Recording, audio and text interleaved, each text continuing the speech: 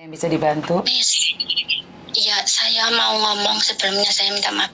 Kemarin malam itu sebelum subuh jam 2 saya telepon itu bukan telepon, chat DM ke IG-nya Mas Uya Kuya. Terus saya bilang kasus saya, kata Mas Uya Kuya saya disuruh telepon Mbak Yuni dulu, suruh telepon Miss Yuni dulu, terus nanti kalau minggu saya libur saya suruh ke rumahnya. Saya cerita dari awal dulu ya. Tapi kamu tahu kan, kamu cerita ini masuk YouTube sama di Facebook. Jadi hati-hati, jangan pernah menyebut nama siapapun termasuk namamu sendiri. Karena saya tidak ingin setelah viral kalian minta take down. Kenapa sayang? Ya, sebelumnya saya sudah searching YouTube Miss Yuni dan saya cari tahu kan. Terus dari situ saya mengerti. Maka dari itu saya pengen ngomong. Sebelum saya memutuskan ngomong, saya sudah pikir panjang risiko yang akan saya dapat setelah saya ngomong itu apa. Pasti ada hujatan, cacian, makian, dan dihakimi oleh orang-orang yang tidak mengerti dan tidak memahami. Oke. Itu yang saya pikirkan. Pertama gini ya, saya cerita runtut dari awal ya Miss. Siap. Kenapa saya? Pertama, tahun 2020 saya kenal seseorang. Saya kenal itu lewat di Facebook curhatan BMI Hongkong 2017. Di situ saya kenal orang lewat Facebook. Dia bermoduskan benerin Facebook lah, terus itu WA yang bobol WA lah begitu. Dan dia ngaku ke saya kalau dia itu duda beranak satu. Dan pertama kenal dia ngakunya orang Jogja. Setelah kenal dia itu bilangnya kerja di perusahaan IT dan dia dapat masalah proyeknya. Di situ dia minjem uang ke saya selama kurang lebih dari kenal itu ya sampai 4 bulan itu dia minjem 15 juta Miss, dengan alasan dia kena masalah harus ngadepi sidang lah, proses hukum. ATM-nya itu disita sama polisi, dibuat barang bukti di pengadilan, dan uangnya belum cair, dia juga harus nyewa pengacara gitu awal mulanya. Dan setelah itu kami lebih dekat. Saya juga dengan bodohnya saya akui di situ kesalahan saya juga banyak. Saya mudah percaya dengan orang asing yang baru saya kenal dan saya nggak tahu kenapa kok nurut saja. Dari situ saya mulai curiga, kenapa ini orang kok duit mulu ke saya. Dan dari situ saya selidiki. Setelah itu dia makin gede Miss, dia nyuruh gadein saya paspor, dia suruh saya utang ke bank, dan akhirnya duit saya di dia itu sekitar 30 juta yang ada kwitansinya itu.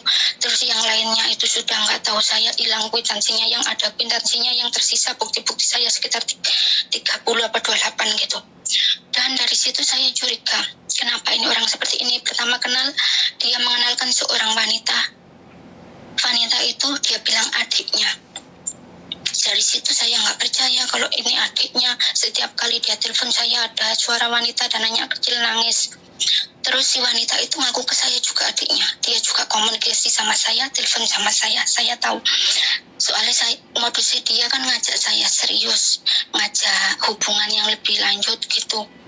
Dan saya di sini selama hidup sendiri selama kurang lebih 11 tahun lebih itu saya nggak pernah masalah seperti ini. Saya di Hongkong juga sudah lama nggak pernah masalah seperti ini. Miss, ini pertama kali dalam hidup saya dapat ujian dan dapat masalah seperti ini. Pembelajaran sangat berat banget buat saya dan berarti. Dan saya jadikan pembelajaran jangan sampai terulang. Dan jangan sampai ada wanita-wanita lain di luar sana yang mengalami apa yang saya alami. Itu tujuan saya. Dan di situ saya selidiki Miss, ini wanita siapa. Terus saya kirim itu atas nama si laki-laki dan atas nama si wanita itu tersebut itu. Dia ngakunya itu kan rumahnya Jogja. Di Jogja saya suruh teman saya nyelidiki rumah di alamat itu. Dia ngasih saya KTP palsu, surat cerai palsu, kakak palsu, semua bukti ada Miss di saya. Dan alamat itu diselidiki, alamat itu ada. Tapi nama dengan nama laki-laki itu tidak ada Miss. Terus dia ngelak lagi ke saya. Dia bilang dia nggak di situ alamat yang lainnya. Saya suruh lagi orang itu datengin alamat itu. Alamatnya ada, orangnya nggak ada juga. Terus dari situ saya berpikir terus, apa ini saya ditipu, apa saya dipermainkan, apa modusnya ini orang. Dari situ, dari rekening yang saya transfer atas nama dia dan istrinya itu tadi kan, ada namanya kan. Saya minta teman saya yang di Indonesia yang bekerja di BRI, tolong selidiki Mas. Saya minta tolong alamat ini di mana, sebenarnya ini di mana alamatnya. Dari situ saya tahu alamat sebenarnya dia di mana. Dan saya suruh teman saya yang dulu di Indonesia, sekarang dia sudah ada di Hong Kong, suruh selidiki dan datangin alamat itu. Benar alamat itu ada, ketemu juga orangnya. Dan dari situ tetangga-tetangganya juga bilang dia punya istri, Miss. Istri pertamanya belum cerai secara sah.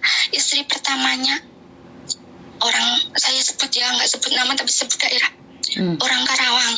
Dia punya anak satu dengan istri pertamanya itu, belum cerai secara sah. Dan dia nikah dengan istri keduanya, punya anak 2. Orang yang daerah sama dengan dia tinggal sekarang. Tapi istri keduanya ini yang saya tahu, dia tahu si laki-laki ini minjemin duit ke saya begitu banyak, dan dia tahu laki-laki ini deketin saya dengan modus ngajak serius, ngajak apa, memalsukan statusnya, memalsukan alamatnya. Si wanita ini tahu. Dan lanjut lagi, teman saya kan ke situ, ke rumah orang tuanya, dan orang tuanya yang perempuan bilang begini, dia nggak mau ngurus anaknya. Kalau saya nyuruh orang ke sana, maka akan diusir dan nggak mau tahu. Dia bilang begitu di telepon. Kan teman saya ke situ, saya telepon dia dan dia sampaikan HP saya ke orang tuanya. Dia bilang begitu. Saya ceritakan runtut semuanya, demi Allah, demi Rasulullah, demi keluarga saya.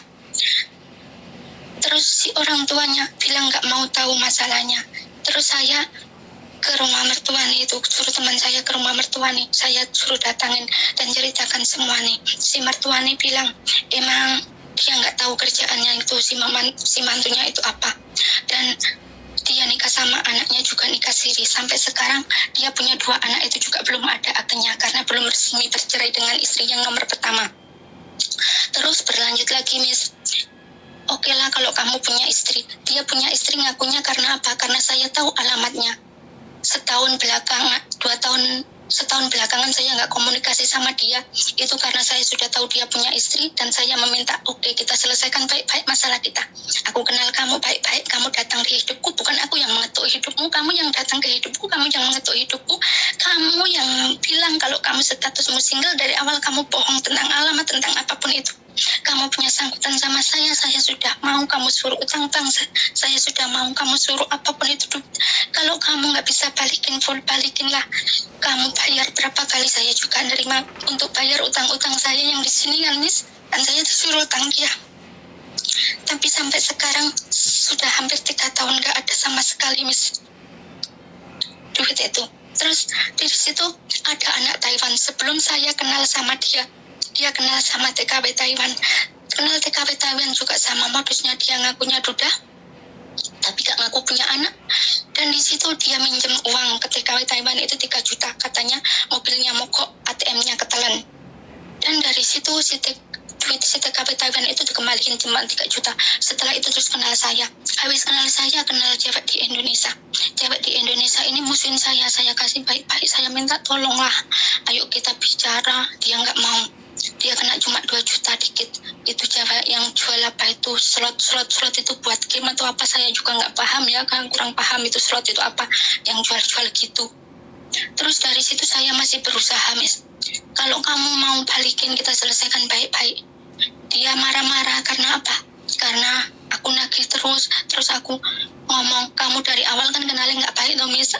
Dan aku ungkit-ungkit itu semua. Aku kenapa diperlakukan seperti ini?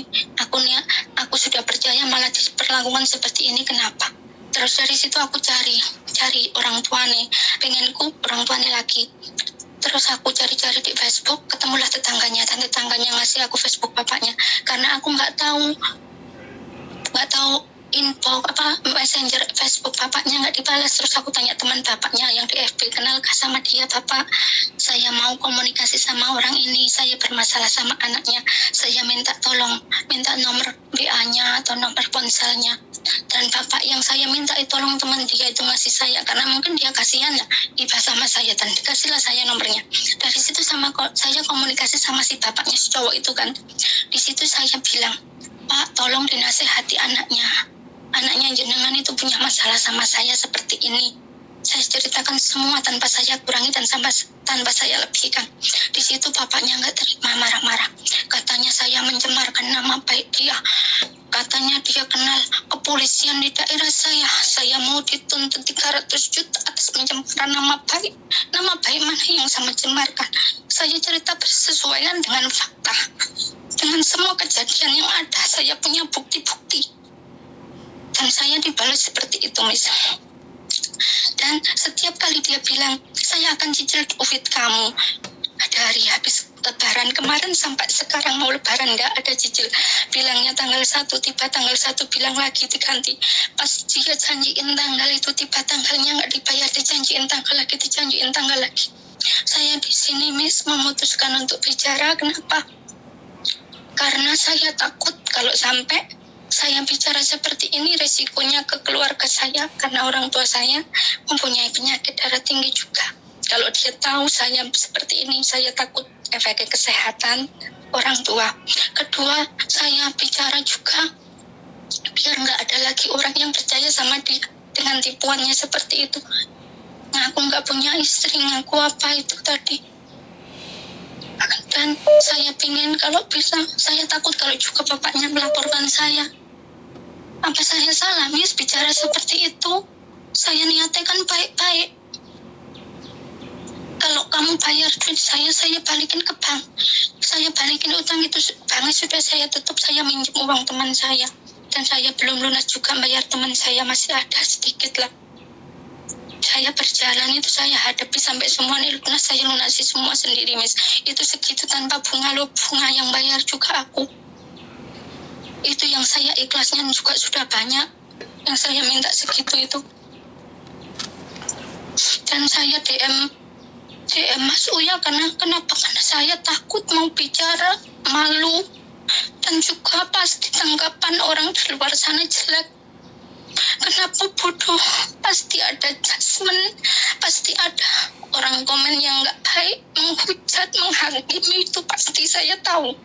Karena saya sendiri menyadari saya salah, saya ceroboh, gampang percaya sama orang. Namun di sini niat saya ingin ngasih pelajaran ke laki-laki itu, janganlah seperti itu, cukuplah saya, jangan ada lagi yang lain. Oke. Setelah Samen cerita seperti ini, boleh saya menanyakan sesuatu? Monggo. Oke. Jenengan umur berapa sekarang? Saya kelahiran tahun 83, bulan terakhir. Oke, 83. Berarti jenengan sekarang 40. Iya, bulan 11 itu. Oke. Satu hal, Samen sudah menikah, sudah punya anak. Sampun. Suaraku kok mental lagi, Mbak? Suaraku kok mental, Mbak? Kalau mboten damel handset, saya ndak pakai handset juga. Oke.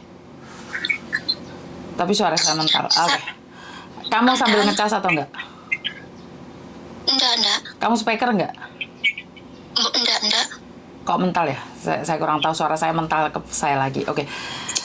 Ada satu hal di sini yang saya merasa sangat aneh. Bagaimana mungkin seorang lelaki bisa merayumu kalau bukan atas dasar cinta?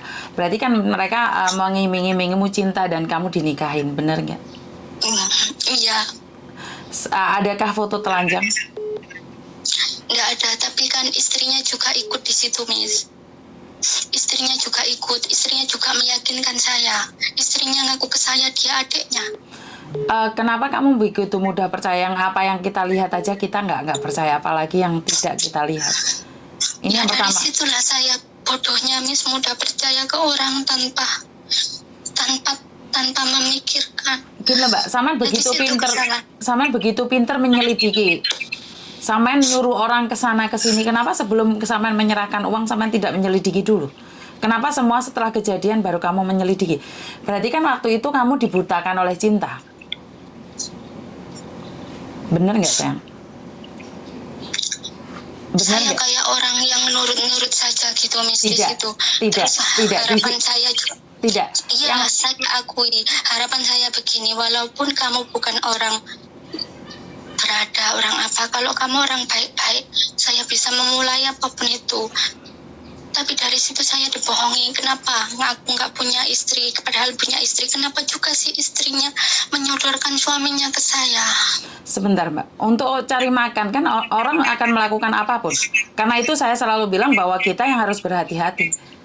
Karena kan nggak mungkin juga sampean begitu pintar mendeteksi seseorang, tapi giliran sampean menyerahkan uang itu sampean tidak ngecek dulu siapa dia, di mana dia. Ini yang saya merasa sangat aneh sekali. Ya itulah kebodohan saya di situ, sama saya tanpa memikir panjang. Saya merasa aneh sekali. Kamu seolah-olah bisa menjadi detektif di mana kamu bisa mencari keberadaannya, tapi kenapa sebelum kamu menyerahkan uang, seharusnya kan kamu menyelidiki dulu. Benar nggak sayang? Itulah Miss, dari awal kan saya bilang ke jenengan toh, kesalahan saya di situ. Setelah uang hilang dari tangan, setelah saya menanggung hutang dan di sini saya membayar, disitulah kesadaran itu datang, dan akhirnya saya mencari tahu. Dan telat. Iya. Dari awal saya akui itu semua. Saya tidak mengelak. Oke, dari kejadian ini sampai ingin memberikan pelajaran pada... Suara saya mental Mbak, saya nggak enak ngomongnya kayak gini. Bener, suara saya mental lagi ke saya. Tapi di sini saya nggak pakai headset, demi Allah, nggak pakai headset juga nggak loudspeaker. Sampean yang ngomong? Iya, suaranya Iya. sampean matiin, mungkin teleponnya sampean dulu. Sampean telepon balik lagi aku. Oh, nggih, Mbak. Oke, suaranya mental lagi ke saya. Saya kurang tahu. Suaranya tuh mental lagi dan nggak enak banget saat berbicara. Suaranya mental-mental. Ya, ini saya tidak bisa mengatakan bahwa ini kebodohan atau apapun. Halo? Halo, iya Miss. Oke, sudah oke. Jadi saya tidak bisa mengatakan ini kebodohan. Yakin HP-nya mental lagi. Mental lagi? Betul. Tapi di sini saya nggak pakai handset juga, nggak pakai nggak loudspeaker juga itu Miss. Ya udah, berarti tempatmu yang suaranya mental. Saya nggak tahu, ini juga di kamar, mumpung majikan lagi nggak ada, itu tadi kesempatanku waktu itu. Aku semalam nggak tidur Miss, aku DM itu Instagramnya Mas Uya, karena aku lihat di situ pertama kalinya. Terus aku disuruh calling Miss Yuni, dan kalau minggu libur disuruh ke Miss Yuni. Mas itu timnya si Uya bilang bisa podcast gitu. Tujuanku bisa itu orang dikasih pelajaran yang nggak ada, biar ada efek jerah juga gitu. Oke. Masih mentala? Enggak, sudah enggak. Makanya ada sesuatu yang nggak jelas di situ. Kenapa suara saya bisa mental? Sekarang udah enggak. Oke, karena saya pakai handset. Oke, ya udah nggak apa-apa. Ya udah, kalau kamu libur datang aja ke rumah, oke? Gitu ya Mas ya. Saya nggak tahu tapi alamatnya itu. Sampean bisa lihat di YouTube Mbak, Yuni TKW Hongkong rute rumah singgah. Terima kasih Miss. Iya, oke. Saya ke situ, insya Allah minggu. Kata Mas Uya disuruh ke situ minggu sore katanya gitu. Iya. Kalau kamu mau minggu sore ke sana, kita podcast gitu. Siap. Oke. Terima kasih banyak ya Miss ya. Iya, sayang. Terima kasih banyak. Tujuan saya cuma supaya dia pun melihat kalau saya di sini berani bicara. Tujuan saya berani bicara biar kamu itu tanggung jawab. Biar kamu itu jangan lagi ada yang seperti saya, cukup saya yang dipermainkan. Oke, siap. Nggak ada lagi orang lain yang seperti saya. Itu maksud saya Miss. Siap. Ya udah, datang aja ya sayang ya. Ya, terima kasih banyak. Terima kasih banyak Miss. Oke. Assalamualaikum. Waalaikumsalam. Oke, jadi ini semakin banyak penipuan-penipuan, korban-korbannya akan muncul. Jadi berbeda ya, bukan hanya korbannya si Kenny Faruk gitu aja. Ternyata di luar sana kita banyak sekali laki-laki yang punya modus seperti ini. Nah, ini adalah perhatian buat laki-laki yang ada di Indonesia bahwa kami sekarang punya tim yang akan memberantas kalian. Jadi kalau selama ini kami tidak ada yang peduli, kami tidak ada lagi yang membela, dan saat ini kami bisa bilang bahwa banyak orang-orang di belakang kami yang akan memberantas kalian. Jadi Jangan coba-coba dengan modus percintaan untuk mengelabui kami lagi. Jadi memang ini kebodohan kami, ini kesalahan kami, ya udah. Buat teman-teman yang di luar sana yang belum pernah tertipu, saya harap ini adalah pelajaran berharga dan dimana kita memang sengaja up dan viralkan biar kalian tahu bahwa memang banyak hal yang terjadi di luar sana di luar kendali kita. Ini yang pertama. Dan yang kedua adalah buat para garangan lebih berhati-hati lagi bahwa kami tidak sendiri. Selama ini tidak ada yang mendengarkan teriakan kami, bahkan sebagian dari kaum kami juga menghina kami agar kami tidak speak up karena ini adalah aib, karena ini adalah apa ya, bisa dibilang apa ya, kebutuhan untuk dicintai ya, bisa dibilang seperti itu. Karena itu saya tidak akan menyalahkan siapapun karena bukan tugas saya untuk mencari kesalahan orang lain. Saya serahkan pada Pak Hakim dan Pak Jaksa saja, serta Pak Surya. Jadi bagaimana kelanjutannya, saya di sini cuman tetap sama, keberadaan saya tidak akan pernah berubah walaupun ada dekengan dari belakang, dari atasan. Jadi saya tetap akan menjadi diri saya dengan gaya dan cara bicara saya tidak akan pernah berubah. Dan buat kamu Mbak yang sekarang ini statusnya udah dihapus tentang penyebaran aib ataupun katanya saya cari sensasional yang lagi viral tentang cinta, ya saya ucapkan banyak-banyak terima kasih. Akhirnya kamu hapus juga pernyataan yang kamu keluarkan itu. Anda sebagai sesama BMI, saya tahu Anda tidak pernah mengalami apes seperti kami yang bodoh ini, tapi percayalah apa yang kamu katakan itu sama dengan apa yang akan terjadi padamu. Mungkin status Facebookmu bisa dihapus, tapi jejak digital itu ada di mana-mana. Dan sekali lagi, saya tidak akan pernah menyimpan jejak digital orang lain karena jejak digital saya udah disimpan banyak orang. Yang jelek-jelek juga pas saya teriak-teriak juga disimpan orang. Jadi ya udah, itu aja dari saya, kurang lebihnya minta maaf. Wassalamualaikum warahmatullahi wabarakatuh. Berkat Tuhan mengalir atas hidup kita semua. Semoga semua makhluk hidup bahagia dan terima kasih. Bye bye.